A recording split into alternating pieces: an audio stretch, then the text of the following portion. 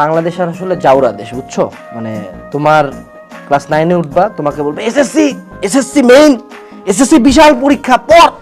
এইটার পরীক্ষার পরে ভর্তি করেছে 9-10-এ। এসএসসি পরীক্ষা দিছিস, দিয়ে কিন্তু তুই ছুটি পাইস নাই।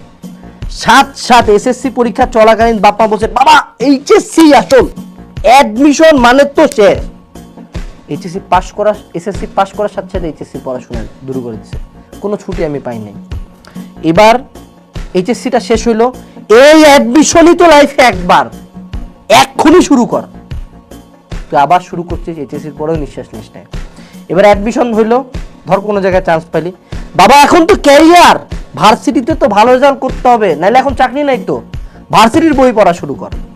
ভার্সিটির বই পড়া শুরু করলি, ভার্সিটি পাস করছিস, এ বাবা চাকরি কই, চাকরি চাকরি লাগবে তো, তোর তো বয়স শেষ হয়ে যাচ্ছে।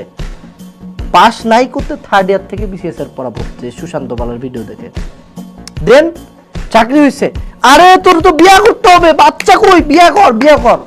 বিয়া করলি, বিয়ার পরে কি বলবে, এ বাচ্চা কই, বাচ্চা কই, টাইম তো নাই, টাইম তো নাই, বাচ্চা লাগবে তো সবার। বাচ্চা হইলো, এ বাচ্চা কেন ভালো রেজাল্ট করতেছে না, আল্লাহ বাচ্চা ভালো রেজাল্ট লাগবে তো।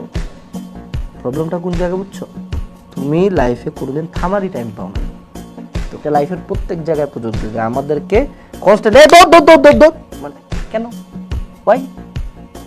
আমি এইচএসসি পরীক্ষার পরে 10 দিন ব্রেক, আমার অ্যাডমিশনের পরে 3 মাস কোনো বালের দিকে তাকাবোই না। এসএসসি পরীক্ষার পরে 10 দিন ব্রেক, পাস করছি, পাস করার পরে 6 মাস ব্রেক নেবো, তারপর চাকরি প্রিপারেশন নেবো।